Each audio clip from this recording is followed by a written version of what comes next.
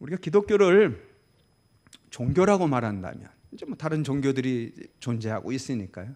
우리에게는 뭐 종교라고 말하고 싶지는 않지만 기독교를 종교라고 말한다면 저는 그렇게 말하고 싶어요. 우리 기독교는 언약의 종교입니다. 그래서 약속인 거죠. 하나님께서 우리에게 약속을 주시고 그 약속을 통해서 소망을 갖고 살아갈 수 있도록 우리를 이끌어 가시기 때문에 기독교를 한마디로 얘기한다면 언약의 종교입니다. 약속의 종교이고요. 근데 그 약속은 다른 종교하고는 좀 구분이 있어요.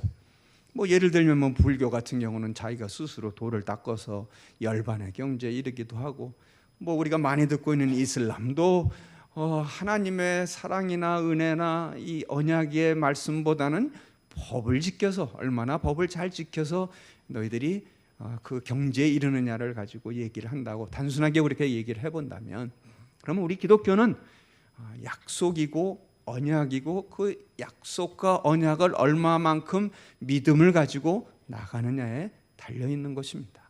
약속이 되려면은 거기에는 반드시 믿음이라는 것이 존재해야 됩니다. 성경의 많은 부분들을, 뭐 대부분이죠, 처음부터 끝까지 하나님의 언약의 말씀으로, 약속의 말씀으로 주셨는데 그 약속이 나의 것이 되려면 조건 하나를 붙인다면 그것은 믿음입니다. 내가 정말 믿음을 가지고 하나님께서 약속하신 그 말씀을 믿느냐 하는 데에 있는 것입니다. 그 약속이, 그 언약이 우리에게 효력으로 다가오려면 거기에는 반드시 믿음이 필요합니다. 그래서 하나님의 백성들을 부르시고 그 하나님의 백성들을 통해서 이루어 가실 일들이 있습니다. 오늘 우리가 이 선교라고 하는 이야기들을 이 말씀과 같이 연계해서 한번 생각해 볼 터인데, 선교는 그냥 장식품이 아닙니다. 어느 신학자는 그렇게 얘기를 했어요. 그 교회에 선교가 없으면 장식된 시체에 불과하다, 그렇게 얘기를 하고 있습니다. 실제로 이 서구 유럽에는 그런 일들이 지금 벌어지고 있습니다. 벌어지고 있고 또 그런 그 조짐들이 많이 나타난 것을 봅니다. 근데 남의 얘기가 아니라 우리 한국도 우리 교회가 스스로를 살펴볼 시기가 되었습니다. 교회에 선교가 없다면은 그 교회는 그냥 멋진 장식품은 만들어 놓고 교회 건물은 멋지게 만들어 놨을는지 모르지만 하나님 보시기에는 그는 그냥 시체에 불과하다는 거예요. 역사가 또 그것을 가르쳐주고 있고, 그러면서 다르게 또 표현을 했어요. 이 교회는 선교라고 하는 촛불이 타오르면서 존재하는 것이다. 마치 초가 가만히 있어가지고 초의 역할을 하지 않잖아요. 초가 불이 타오르고 그래야 초의 역할을 하는데, 교회도 마찬가지로 선교라고 하는 촛불이 타오르면서 교회가 존재한다. 촛불이 타오르면서 존재하듯이 교회라는 곳은 선교라고 하는 촛불이 타오르면서 존재한다. 그것은 이미 역사가 증명하고 있고, 오늘도 우리에게 주시는 이 말씀들을 통해서 우리가 누구를 바라보며 누구를 의지하고 우리가 어떻게 나가야 될 것인가를 방향성을 제시해 주고 있는 것입니다. 그래서 하나님께서는 지금 오늘도 이 말씀을 통해서 본 것처럼 아무것도 염려하지 말고, 우리가 염려 근심이 왜 없겠어요? 주변을 살펴보고 내 살아가는 상황들을 보면 왜 우리가 염려 근심이 없겠어요? 그런데 오늘 이 말씀처럼 약속을 믿으면 이거죠. 약속이 그냥 약속으로 있는 것이 아니라 내가 그 하나님의 약속을 믿으면 아무것도 염려하지 말고 이렇게 되는 거예요. 모든 일에 기도와 간구로 너희 구할 것을 감사함으로 하나님께 아뢰라. 미리 감사하는 거예요. 약속의 의미는 바로 그런 것이고, 약속의 묘미는 그런 것이야. 아직 내가 손에 잡히지 않고 내가 이루어진 것이 아니지만, 이루어졌으면 약속이 아니죠. 약속이란 건 아직 이루어지지 않은 상태에 있는데 그 약속을 내가 믿으면 기도와 간구로 그리고 감사함으로 먼저 하나님께 아뢰는다는 것입니다. 이게 지금 빌립보서에 기록되어 있는 말씀이지만 이미 벌써 앞서서 선지자들의 입술을 통해서 나왔던 말씀들입니다. 한번 같이 찾아볼까요? 이사야서 41장을 한번 찾아봅니다. 이사야서 41장 8절에서 10절까지 우리 같이 한 목소리 읽어봅니다. 이사야서 41장 8절, 9절, 10절을 우리 같이 한 목소리 한번 읽어보겠습니다. 제가 가지고 있는 성경은 1017면입니다. 8절부터 읽어봅니다. 시작. 그러나 나의 종 너 이스라엘아, 내가 택한 야곱아, 나의 벗 아브라함의 자손아, 내가 땅 끝에서부터 너를 붙들며 땅 모퉁이에서부터 너를 부르고 내게 이르기를 너는 나의 종이라. 내가 너를 택하고 싫어하여 버리지 아니하였다 하였노라. 두려워하지 말라. 내가 너와 함께함이라. 놀라지 말라. 나는 네 하나님이 됨이라. 내가 너를 굳세게 하리라. 참으로 너를 도와주리라. 참으로 나의 의로운 오른손으로 너를 붙들리라. 아멘. 그렇습니다. 하나님의 백성들에게는 이런 자신감이 필요한 거예요. 하나님이 그래서 우리를 불러주신 거예요. 지금도 많은 70억이 넘는 사람이 이 세상 가운데 살고 있지만 하나님이 우리 하나 한 사람을 다 이렇게 픽업하셔서 하나씩 다 부르셔서 지금 이 자리에 나와서 우리가 마음을 다하고 정성을 다하고 하나님께 예배드릴 수 있도록 해주셨다는 사실을 믿으시기를 바랍니다. 그렇게 하나님이 우리를 부르셨어요. 부르시고 부른 자들에게 또 하나님이 어떻게 그들을 이끌고 가시려는지에 대한 말씀을 주신 겁니다. 빌립보서에서 말씀도 그랬지만 지금 이사야서 이 말씀도 보면 이들 주변을 보면 다 근심 걱정거리지 않겠어요? 자그마한 민족이고 그들이 주변을 살펴보면 다 자기들을 해치고 힘들게 살아갈 수밖에 없는 그런 상황 가운데 하나님이 이들을 다 부르셔서 많은 민족 가운데 이 자그마한 이스라엘을 부르셔서 그리고 하나님의 종으로 종된 민족으로 삼으셔서 이들을 통해서 어떤 일을 이루어 가실지에 대한 약속과 언약의 말씀을 주시는 겁니다. 그래서 그 말씀을 내가 지금 믿고 있느냐라는 걸 다시금 확인시키는 말씀이라고 봐도 좋습니다. 너는 나의 종이라. 내가 너를 택하여 불렀고 나의 종으로 삼았고 그래서 내가 너를 싫어하여 버리지 아니하였다. 그렇기 때문에 너는 두려워할 필요가 없단다. 이런 거죠. 너는 놀랄 필요가 없단다. 우리를 오늘날 놀라게 하는 일들이 우리 주변에 얼마나 많습니까? 우리를 두렵게 해야 할 조건들이 우리 주변에 얼마나 많아요. 그런 것들을 살펴보면 정말 뉴스를 봐도 그렇고 오늘 지금 우리 같이 예배를 드리고 있는 여러분들이 또 후원하고 있는 우리 파키스탄의 카세프 야쿱 우리 전도사님도 그렇고 이 파키스탄 땅에 있어서 예수 믿는다는 아는 사실 자체가 이건 두려움이에요. 주일날 예배 드릴 때 교회 앞에 총 들고 지키고 있어요. 사람을 사서 총 가지고 지켜야만 되는 그런 상황이에요. 기독교인들이 살고 있는 그 지역에서는 목숨 걸고 또 얼마 전에는 여러분들이 보도를 보셨겠지만 폭탄을 던져서 그냥 예배 드리고 있는 그냥 교회에다가 폭탄 던지는 거예요. 그러면 몇 수십 명이 희생을 당하고 목숨 걸고 예배 드린다 그렇게 표현한 게 딱 맞는 말입니다. 그거에 비하면 우리는 견줄 바가 아니죠. 우리를 지금 교회 예배 드린다고 뭐라고 그런 사람이 있나요? 우리가 전도한다고 우리를 잡아 감옥에 두는 사람이 있나요? 그렇지 않잖아요. 그러나 우리 주변만 조금만 보면 그렇게 목숨 걸고 하나님을 믿는 사람들이 있다는 사실입니다. 그런 조건만 보면 두려워하죠. 놀랄 수밖에 없죠. 그리고 예수 안 믿는다고 그러면 돼요. 간단해요. 나 예수 안 믿고 그냥 그 나라 사람들이 믿는 그냥 그 종교 그대로 가겠습니다. 그럼 아주 대답은 간단해요. 그러나 그럼에도 불구하고 왜 하나님을 믿는지, 왜 내가 예수를 믿어야 하는지, 그것은 바로 하나님의 이 역사하심, 이 구원의 역사 가운데 주신 말씀의 약속을 믿고 말 그대로 천국의 소망을 바라보고 나가기 때문에 그런 것입니다. 약속은 소망입니다. 그리고 그 소망은 바로 믿음이 있을 때 나의 것이 되는 것이고 하나님의 약속의 말씀을 믿을 때 지금 약속해 주신 이 말씀처럼 두려워하지 말라, 놀라지 말라, 내가 너와 함께 하린다. 그런데 그렇게 말씀하신 하나님이 누구예요? 창세기 1장 1절을 보면 이 천지 만물을 만드시고 주관하시고 이끌어 가시는 분이에요. 역사의 주관자이십니다. 그런데 그분을 믿는다고 하면서 우리가 두려워할 이유가 있나요? 우리가 놀랄 이유가 있나요? 그리고 우리의 삶이라는 게 70평생, 80평생, 오래 살면 100살 그걸로 다 끝나나요? 아니죠. 우린 영원이라는 생명을 바라보며 소망 가운데 가는 사람들입니다. 우리가 살아가는 이 땅에 있는 동안은 그 영원에 비하면 정말 점 하나에 불과하겠죠.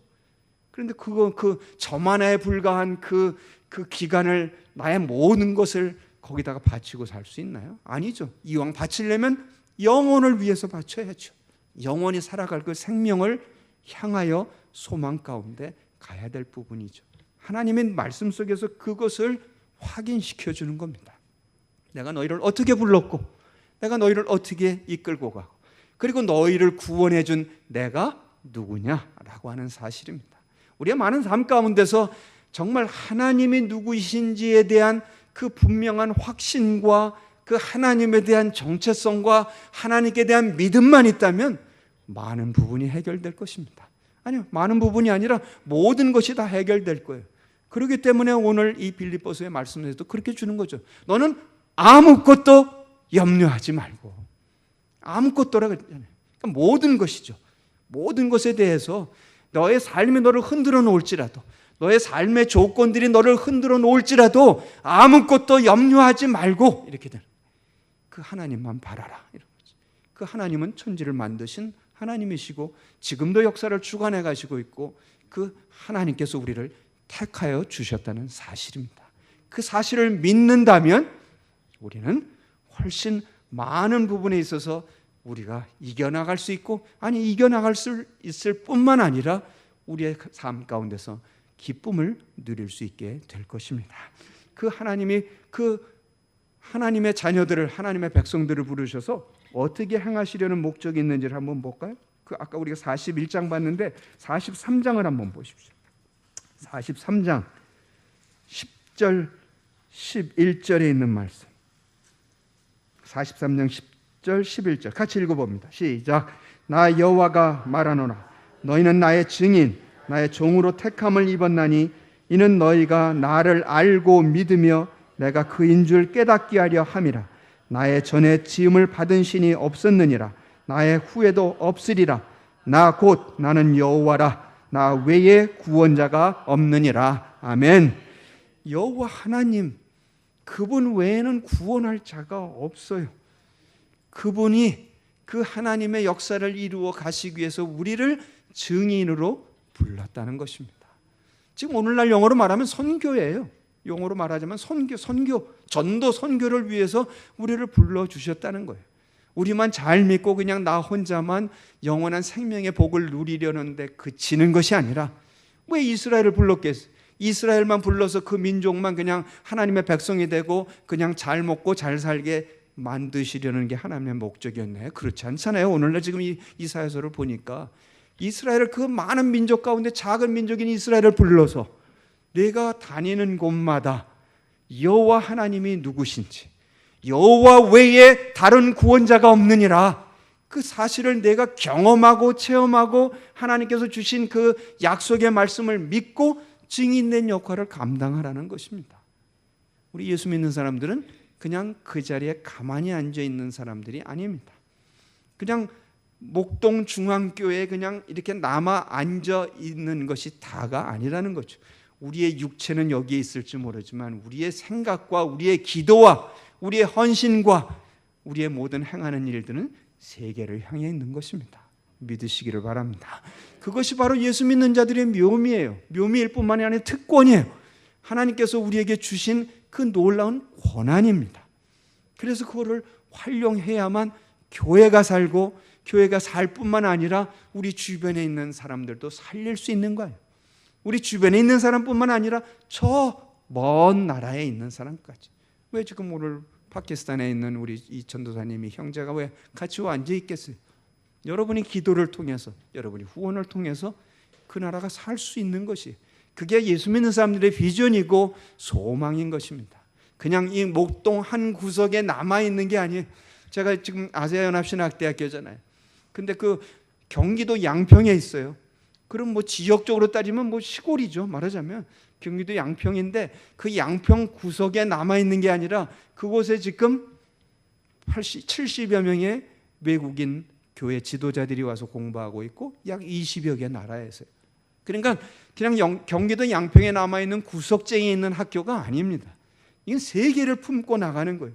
이분들이 공부하고 다 자기 나라에 흩어져서 그곳에서 사역을 하고 있고요. 지금 예를 들면 네팔에 있는 망갈만이라는 목사님이 있는데요.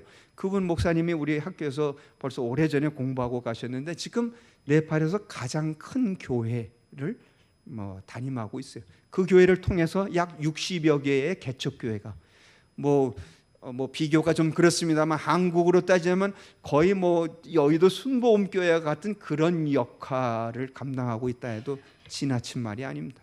그 네팔의 그 힘든 땅에서 사역이 이루어지고 하나님의 말씀의 선포가 이루어지고 그래서 가장 큰 교회가 되었고 그 교회를 통해서 많은 지교회들이 나가게 된 거예요. 바로 그런 거예요. 그분이 경기도 양평에 있는 엑스라고 하는 그 학교에서 공부를 하고 갔지만 그냥 공부한 그걸로 끝난 게 아니라 그 나라에 가서 그렇게 놀라운 구원의 복음의 역사들을 펼쳐가고 있다는 것입니다. 그게 우리의 소망이며 비전입니다. 지금 파키스탄에 한 분이 와서 공부하고 있고 여러분이 후원하지만 이분이 만약에 돌아가서 그런 놀라운 하나님의 구원의 역사들을 펼쳐나간다면 우리의 여러분들은 그 기도의 열매이며 후원의 열매이며 물질의 열매들이 그렇게 맺어졌다고 하는 그 사실에 대해서 소망을 가지시길 바랍니다. 그게 비전입니다. 우리 믿는 자들에게 주신 그거예요. 너희가 믿고 그냥 가만히 있지 말고 너희는 나의 증인이고 또 그 하나님의 역사를 이제는 증거하고 나타내는 것입니다. 택함은 하나님의 택함을 받았다는 것에는 그런 소명과 사명, 아까 찬양했잖아요. 사명이라는 말 붙여졌습니다. 그게 영어로 바꿔보려면 영어 단어로 바꾸면 그게 미션이에요. 선교라고 말하는 것처럼 미션을 또 다른 말로 하면 사명, 소명 우리가 이렇게 얘기할 수 있을 터인데 바로 그 미션을 우리에게 주신 겁니다. 하나님이 불러서 택하셔서 하나님의 자녀로 삼아주시면 하나님의 종으로 불러주시면 이 하나님의 역사들을 증거하고 나타내라고 하는 하나님의 역사하심이 있기 때문입니다. 그것을 감당하지 못하면 아쉽게도 감당하지 못한다면 우리가 아까 표현한 대로 교회가 그냥 교회로 남아 그냥 이름만 남아있는 것이 됩니다. 제가 2013년하고 2015년에 영국에 갔습니다. 그냥 간 게 아니라 그 영국 교회를 위해서 기도하자고 하는 우리 학교에서 그런 붐이 일어났어요. 운동이 일어났어요. 영국 교회를 가자. 1866년에 로버트 토마스 목사라고 하는 그 젊은 청년 선교사가 한국 땅에 와서 그 대동강변에서 복음 제대로 전해주지도 못하고 그냥 성경 한 권 건네주고 그냥 창에 찔려 죽었잖아요. 그러나 그 순교의 피로 말미암아 우리가 오늘날 이렇게 됐으니 그런데 아쉽게도 영국이 저 모양 저 꼴이 됐으니 지금 영국에 있는 젊은이들이 대학생들이 주일날 교회 간다고 그러면은 굉장히 이상한 눈으로 쳐다본대요. 아니 너는 젊은 그 청년인데 지금도 교회 가니? 이렇게 물어본다는 아직도 교회 가는 이런 젊은이가 있니? 이렇게 물어볼 정도의 그런 영적인 상태가 돼버렸어요. 그래서 우리가 그걸 듣고 그런 상황들을 보고 교회 가서 기도하자. 2013년에 제가 갔던 그 브래드포드라고 하는 지역이었는데 그 지역에 갔더니 이 작은 그 감리교회 하나가 있는데 그 대문 앞에 이렇게 붙여져 있더라고요. 교회를 문을 닫았고 이 교회 건물을 팝니다. 이렇게 됐더라고요. 우리가 가기 전에 바로 일주일 전에 그 감리교회가 자그마한 동네 감리교회가 문을 닫았어요. 그리고 이제 교회 건물을 팔 수밖에 없는 상황이 되었어요. 마음이 몹시 아프더라고요. 우리가 주변에서 듣긴 들었지만 내가 가서 그 눈으로 목도해 보니까 이 교회가 이렇게 돼 버렸구나. 그리고 점점 교회가 늙어가고 교회가 더 열심으로 뛰어야 될 상황들인데 늙어가고 이제 사람들이 떠나고 문을 닫는 그런 상황이 보였어요. 인간이 나의 눈으로도 그렇게 아프니 마음이 아프니 하나님 보시기에는 얼마나 가슴이 아프시겠어요. 근데 그 교회라고 하는 그 본분 자체가 아까 제가 비유로 말씀드린 것처럼 선교가 없으면 선교는 불꽃이에요. 그 교회가 힘이 있으려면 선교라고 하는 장식품이 아니고 그냥 여러 프로그램 중에 하나가 아니라 교회가 존재하는 한은 선교와 전도는 본질이에요. 그 본질을 잃어버리면 그 교회는 힘이 없어질 수밖에 없죠. 영국의 웨스트민스터 사원 가보세요. 그렇게 멋진 건물이고 대리석, 그 좋은 대리석으로 만들었는데 그 안에 뭐예요? 유명하다는 사람의 묘지죠. 그 안에서 무슨 말씀의 선포가 있습니까? 기도가 막 울려 퍼집니까? 무슨 그 선교의 붐이 일어나고 막 전도가 일어납니까? 아니에요. 건물은 엄청나게 멋있는 대리석 건물이지만 그 안에는 역대 유명하다는 사람 다 묻혀있는 묘지로 바뀌어버렸어요. 그게 불과 100년 걸렸습니다. 100년 지나니까 바로 그런 상황들이 벌어졌어요. 우리는 1903년 원산에 부흥운동이 일어났고 1907년에 평양 대부흥운동이 일어났고 그 불꽃으로 인해서 오늘날 우리가 왔습니다. 자, 이제 앞으로 100년이죠. 앞으로 100년이 지나면서 우리가 1997년에 100주년 대회를 열었고 이제 점차적으로 이제 200년을 향해서 가는 시기에 와 있는데, 자, 우리가 어떻게 해야 될지, 한국 교회가 어떻게 해야 될지, 뭐 남의 교회 얘기할 것 없이 그럼 우리 교회가, 우리 이 목동 중앙교회가 어떻게 해야 될지, 무엇을 해야 될지, 살아남기 위해서, 살아남을 뿐만 아니라 이제 우리의 이 목동 지경을 넘어서 세계를 향해서 이 교회의 역할을 어떻게 감당해야 될지. 교회 크고 작고의 사이즈의 문제가 아닙니다. 저는 그렇게 보고 있어요. 아무리 시골 구석에 있는 자그마한 교회 할지라도 그 교회에서 기도의 불이 붙고 선교의 불이 붙고 그곳에서 생명과 그 소망과 약속의 말씀이 넘치면 그 교회는 세계적인 교회예요. 언제 하나님이 사이즈 보고 판단한다는 게 있어요? 성경에 그런 거 있으면 대봐 주세요. 난 아무리 봐도 그런 거 못 보겠더래. 교회 사이즈 갖고 하나님이 판단하시지 않잖아요. 그러나 문제는 그 교회에서 정말 기도가 있는지, 하나님의 역사를 바라보고 있는지, 헌신된 사람들이 얼마나 있는지, 그것이 바로 교회의 영적인 수준을 가름하는 것이에요. 하나님께서는 그걸 보시고 계신 거예요. 하나님의 약속의 말씀은 지금도 살아 역사하시고 움직이고 있습니다. 살아계신 하나님입니다. 역사를 주관하고 계신 하나님입니다. 우리가 주변을 보고 저기는 저러니까 우리도 힘이 들고, 누구는 그렇게 계산을 하더라고요.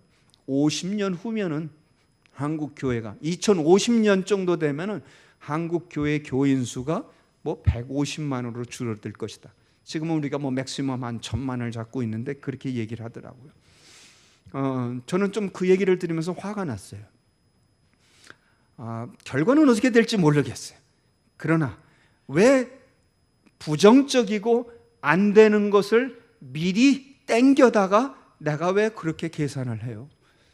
그건 우리가 해야 될 일이 아니라고 생각이 듭니다. 우리가 약속의 말씀을 믿고 정말 오늘 이 빌립보서에 말씀해 주신 것처럼 너희는 아무것도 염려하지 말고 오직 기도와 간구로 감사함으로 하나님께 아뢰라 라고 하는 믿음이 있다면 왜 우리가 그런 근심 걱정을 미리 땡겨다가 부정적으로 측정할 필요가 있나요? 계산할 필요가 있나요? 난 하나님의 사람들이 해야 될 일은 아니라고 생각해요. 다른 어떤 조건이 어떻게 되든지 간에 그럼 우리 교회가 어떻게 해야 될지, 무엇을 해야 될지, 어떻게 하나님의 약속의 말씀을 믿고 나아갈지에 대한 그 비전과 소망을 먼저 짚어보는 게 우리의 해야 될 일이라고 생각이 드는 것입니다. 우리가 인간적으로 해야 될 일에 대해서 먼저 근심하거나 염려하는 것은 결코 성경적이지 아니하다는 것을 저는 성경을 보면서 누누이 짚어보고 또 제 신앙 가운데 넣고 있습니다. 여러분들은 하나님의 자녀입니다. 하나님이 누구세요? 지금 우리가 이사야서에 봤잖아요. 나는 여호와 하나님이라. 너희를 구원할 자라. 나 외에 다른 신이 없느니라. 바로 이스라엘을 불러서 선택해서 택해서 하나님의 종으로 삼으시고 이방 지경 가운데 다니면서 그거 외치라는 거예요. 여호와 하나님 외에는 구원자가 없느니라. 여호와 하나님만이 너를 구원할 자니라. 무엇을 구원하겠어요? 돈이요? 학벌이요? 뭐 너무도 우리는 주변에서 잘 알고 있잖아요. 돈이면 될 것 같은 세상이 돼버렸잖아요. 그리고 나의 신분과 지위와 뭐 학벌이나 이런 거면 다른 사람보다 높아지는 것처럼 보이는데, 나는 성경을 보면서 그렇게 비교거리로 삼았던 것은 하나도 찾아볼 수가 없어요. 이스라엘은, 하나님이 부르신 그 당시 때 이스라엘은, 신명기 7장을 보면 분명히 나와요. 너는 별 볼 일 없는 민족이라. 많은 민족 가운데 너는 작은 민족이라. 그 당시 때 강한 민족을 부를 것 같으면 왜 너를 불렀겠니? 이러는 거예요. 애굽을 불렀지. 그 당시 때 강한, 그리고 잘 나가는 민족이라면 애굽이에요. 잘 나가는 민족과 강한 민족을 불러서 내가 하나님의 역사를 보여줄 것 같으면 내가 애굽을 불렀지 왜 너를 불렀니? 너는 가장 작은 것 중에 작은 자니라. 그러나 하나님 손에 들려지면이잖아요. 하나님이 선택하면, 하나님이 부르시면, 하나님이 택해서 하나님의 종으로 삼으시면 우리가 생각할 수 없는 그 상상 이상의 일들을 하나님은 역사를 베풀어 주시고 있다는 사실입니다. 여러분들이 작다고 생각하세요? 여러분이 가지고 계신 게 얼마 안 된다고 생각하세요? 그럼 비교 우의 선상에 놓지 말고 여러분 자신을 하나님께 드리세요. 그러면 오병이어의 기적이 나타날 거요. 저는 그렇게 확신하고 믿습니다. 그게 작은 것 같이 보일지만 주님 손에 들려지니까 그게 놀라운 역사가 나타났잖아요. 내가 비교 우의 선상에 보면 내가 별 볼 일 없고 뭐 이 나이에 내가 가진 것 이것밖에 내가 뭘 할 수 있을까? 천만의 말씀이요. 하나님 손에 들려지느냐가 문제죠. 하나님의 약속은 믿음이 있을 때 그 효력이 나타난다는 사실입니다. 그래서 여러분이 가지고 계신 것에 대해서 그냥 주저앉거나 낙심하지 말고 아무것도 염려하지 말고 기도와 간구로, 기도가 없는 것에 어떤 역사가 나타나겠어요? 기도는 나의 힘이 아니잖아요. 전능하신 그 하나님의 힘이 나에게 나타날 것을 기대하고 소망하고 그 약속에 대한 믿음으로 간구하는 거 아니겠어요? 그래서 기도와 간구로 미리 감사함으로 하나님께 아뢰라 라고 하는 약속의 말씀을 주셨다는 사실입니다. 그거 없이는 우리가 무엇을 어떻게 할 수 있겠어요? 우리가 잘 아는 지금 이사야 43장의 그 증인된 역할에 대해서 하나님이 주셨잖아요. 근데 우리가 신약으로 넘어오면 예수님이 그에 대해서 아주 명확하게 말씀해 주셨어요. 마태복음 28장 잘 아는, 우리가 18절에서 20절까지 말씀 한번 찾아보십시다. 우리가 잘 아는 구절이지만 한번 또 확인. 마태복음 28장 18절에서 20절까지 있는 말씀, 18, 19, 20절 끝에 있는 부분 같이 한번 읽어볼까요? 시작.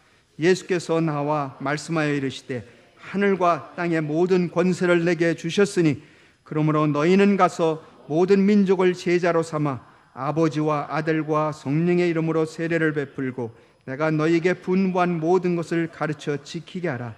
볼지어다 내가 세상 끝날까지 너희와 항상 함께 있으리라 하시니라. 아멘. 지금까지 제가 여러분에게 말씀드렸던 그 모든 말씀이 여기 안에 다 들어있는 것이에요. 우리가 19절 20절은 많이 외워서 또 많이 이야기들을 하고 있는데 중요한 것은 사실은 18절에 들어가 있습니다. 결코 18절을 놓쳐서는 안 됩니다. 예수께서 나와 말씀하여 이르시되 하늘과 땅의 모든 권세를 내게 주셨으니. 만약에 18절을 띄고 19절부터 하면 주어가 내가 되는 거예요.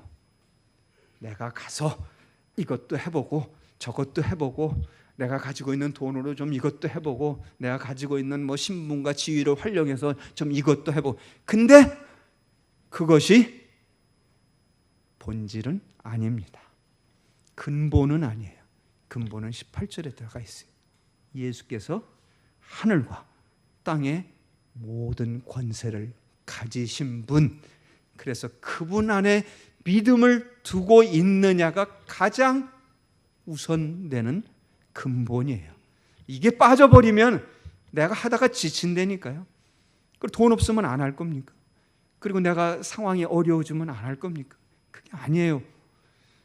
우리의 주님 대신 주님이에요. 나의 생명의, 나의 삶의 주인이세요. 주인 대신 그분이 하늘의 권세와 능력과 모든 것을 가지신 분, 부와 지혜와 그 모든 것을 가지신 분이기 때문에 그분 안에 내가 믿음을 두면, 그러면 그리고 나서 이렇게 행한다는 것이에요.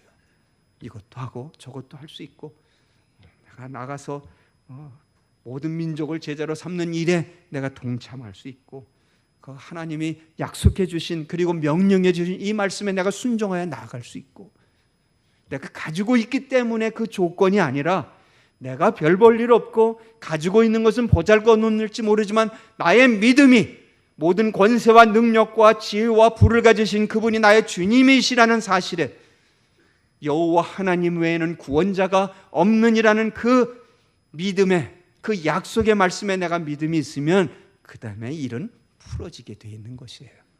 그래서 그분이 약속해 주시잖아요. 20절에 가니까 볼지어다 내가 세상 끝날까지 너희와 있다가 없다가 하는 게 아니라 항상 내가 슬퍼할 때도, 내가 주저앉아 있을 때도, 내가 근심할 때도, 내가 힘들어할 때도 떠나 있는 것이 아니라 항상 있다는 거예요. 항상. 그 말씀 하나만 우리가 믿음에 두고 있다면 힘이 솟지 않아요?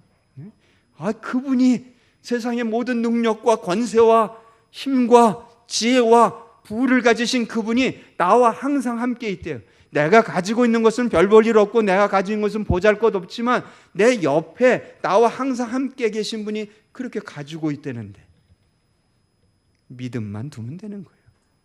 그러니까 우리 기독교라고 하는 이 종교라고 말한다면 우리는 굉장히 단순한 종교예요. 뭐 복잡하게 철학적으로 머리를 굴리고 이렇게 할 이유 없어요. 너 정말 믿음이 있니? 그 사실 하나 항상 우리에게 되물어 주시는 거예요. 아마 저도 그렇게 신앙생활을 하고 있습니다. 이런 상황에 벌어졌을 때 주님이 나에게 그렇게 물어보실 때 내가 어떻게 대답할까? 너 정말 믿음이 있니? 이렇게 주님이 나에게 물어보실 때 내가 어떻게 대답할까? 그것이 저에게는 항상 도전이며 제가 신앙생활 하는 데 있어서 중심 메시지예요. 그것처럼 오늘 여기도 말씀하시죠. 내가 분부한 모든 것을 가르쳐 지키게 하라. 볼지어다 내가 세상 끝날까지 너희와 항상 함께 있으리라 하시니라. 그 믿음이 있다면 우리는 세상을 능히 이기고도 남을 것입니다. 이 믿음이 있다면 주님께서 우리에게 약속해 주신 이 사실을 능히 감당할 수 있을 것입니다. 우리의 조건이 어떻든지 간에 나의 조건이 이러니까 할 수 있고 저러니까 할 수 없다가 아니잖아요. 그것은 조건이고 그 조건과는 어찌 보면 상관없이 나에게 주어진 이 상황 가운데 어떠한 믿음의 눈이 있는지, 믿음의 안목이 있는지 그걸 먼저 주님은 우리에게 물으신다는 사실입니다. 끝으로 성경 구절 하나 더 소개를 할까요? 히브리서 3장 1절을 보니까 하나님의 부르심을 받은 거룩한 형제들아. 벌써 우리를 그렇게 불러주고 있어요. 하늘의 부르심을 받은 거룩한 형제들아. 하나님이 그렇게 불러주시는 거예요. 내 모습을 보면 거룩하지 못한 부분이 너무 많죠. 부끄럽죠. 근데 하나님은 믿음으로 온 자들에게 그렇게 불러주시는 거예요. 거룩한 형제. 성도라고 우리가 부르잖아요. 성도가 뭐예요? 성자가 뭐예요? 거룩할 성자예요. 거룩한 무리예요. 우리가 성도라고 불러주신다는 그 사실에는 이미 하나님이 우리를 믿음으로 다가온 자들에게 너희는 거룩하다라고 불러주시는 칭호가 붙어 있는 거예요. 하나님의 부르심을 받은 거룩한 형제들아, 우리의 믿는 도리의 사도시며 대제사장이신 예수를 깊이 생각하라. 이렇게 되어 있어요. 믿음의 도리신, 믿는 도리의 사도시며 대제사장이신 예수를 깊이 생각하라. 영어 문장 하나를 좀 사용하겠습니다. 죄송합니다. 그 예수를 깊이 생각하라는 말은 fix your thoughts on Jesus 이렇게 돼 있어요. Fix your thoughts on Jesus. 그 말은 예수에게 너의 생각을, 너의 사고를 fix, 고정시켜라 이런 말이에요. 한마디로 딴 생각하지 말아라. 믿는 도리의 사도시며 우리의 중보자가 되시고 우리를 긍휼히 여기시는, 우리의 죄를 대속해 주시는 그 대제사장이신 예수에게 너의 생각과 사고를 못 박아라, 이 말이에요. 그러면 아무것도 염려할 게 없죠. 그렇게 말씀들이 연계가 되는 거예요. 아무것도 염려하지 마라. 그냥 어떻게 아무것도 염려하지 말아요. 근데 다시 오늘 이 말씀을 보면, 그래, 너의 생각과 사고를, 너 딴 생각하지 말고 너의 생각과 사고를 예수에게 고정시켜라. 그분은 믿는 도리의 사도시교 대제사장이란다. 그리고 그분이 너희와 항상 함께 있을 것이라 약속해 주셨다는 거예요. 그러면 기쁘지 않아요? 그 말씀만 우리에게 믿음으로 받아주면 우린 기쁘지 않아요? 우리의 주변의 조건을 보면 안 기뻐요. 그리고 기뻐할 수 없어요. 기뻐하기 힘들어요. 그런데 그런 조건을 바라보지 말고 말씀을 보십시오. 말씀에 우리의 믿음을 두십시오. 그리고 너의 생각과 사고를 예수 그리스도께 고정시키십시오. 그러면 우리는 기뻐할 수 있습니다. 기뻐해집니다. 그게 지금 히브리서 3장 1절에 말씀하시는 거고요. 그 비슷한 말씀이 히브리서 12장 2절에도 또 말씀하고 있어요. 믿음의 주요, 많이 외우지 않아요? 믿음의 주요 온전케 하시는 이인 예수를 바라보자, 이렇게 됐어요. 아까 예수를 깊이 생각하라 그랬는데 예수를 바라보자를 영어로 표현하면 비슷한 단어가 나와요.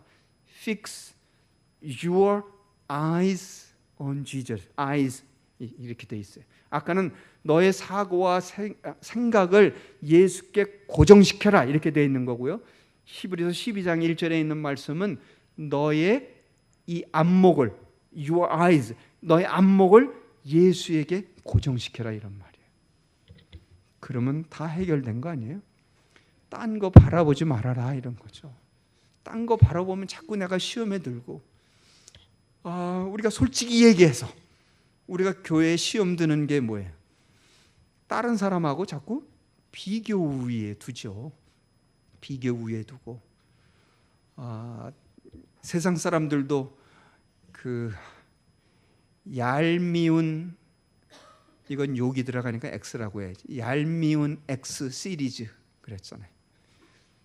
저기 학교 다닐 때는 공부 제대로 지지를 못했는데 저게 어떻게 남편 잘 만나가지고 손에 물방울 안 묻히고 저러고 사는가. 저게 나하고 비교하면 저거 시원찮은 건데 어떻게 저 새끼는 잘 돼가지고 좋은 대학에 척척 붙고, 저런 얄미운 X 시리즈가 있었잖아요. 그거는 비교 우위의 선상에 두니까 그래요. 나하고 자꾸 다른 사람을 비교하고 그러니까 내가 거기에 시험에 들고 말이에요. 근데 하나님의 자녀는 그렇지 않아요. 지금 이 히브리서 3장과 12장에 두고 있는 말씀이 바로 그런 거죠. 자꾸 다른 이들하고 비교 우위에 두지 말고 너의 생각과 사고를 예수님에게 고정시켜라. 너의 안목을 예수에게 고정시켜라. 예수를 깊이 생각하라. 예수를 바라보라. 왜냐하면 마태복음 28장 18절에서 얘기한 것처럼 그 예수님이, 우리의 주님 되신 분이 모든 권세와 능력과 힘과 부요와 지혜를 가지신 분이기 때문에, 그리고 그분이 너와 항상 함께 있을 것이라고 약속해 주셨기 때문에 그 약속에 대한 믿음이 있다면 우리는 이 모든 문제들을 해결해 나갈 수 있을 것입니다. 그런 축복이 우리 목동 중앙교회도 임하기를 간절히 축원합니다. 그것은 우리의 인간의 힘으로 될 수 없습니다. 인간의 힘으로 되는 것도 아닙니다. 선교 전도가 인간의 힘으로 됩니까? 만약에 인간의 힘으로 한다면 곧 시험에 들 거예요. 그리고 힘들어서 못합니다. 교회 봉사 마찬가지잖아요. 교회 헌신과 여러분들이 행하려 하는 모든 일들이, 교회 안에 이루어지는 일들이 사람 보고 하면 되겠어요? 뭐 담임 목사님 보고 하면 되겠어요? 장로님 누구 자꾸 비교해 둬서 되겠어요? 하는 것처럼 보이려지만 조금 있으면 시험 든다니까요. 저도 이 나이 될 동안에 무수히 많이 교회에서 그렇게 봐왔기 때문에 그래요. 그러니까 비교 우위에 두지 마세요. 여러분이 헌금을 하더라도, 여러분이 선교를 하더라도, 전도를 하더라도 사람 보지 말고 주님 바라보고 하세요. 그리고 결국에 가서는 주님이 또 판단하실 것이니까요. 사람이 판단하나요? 사람의 판단 갖고 우리가 행할 수 있나요? 결국은 주님이 하실 것이고 우리가 마지막 날에 하나님이 하실 것이기 때문에 그분을 바라보십시다. 그분을 의지하십시다. 그분 바라보고 주어진 일들을 행하십시다. 그러면 말씀처럼 세상이 주지 못하는 그 평화가 우리에게 있을 것이고, 세상이 알지 못하는 그 기쁨과 평화가 우리 안에 넘칠 것을 저는 믿습니다. 그렇게 우리를 부르셨습니다. 그리고 부르심을 통해서 하나님의 역사를 이루어 가실 것입니다. 기도하겠습니다.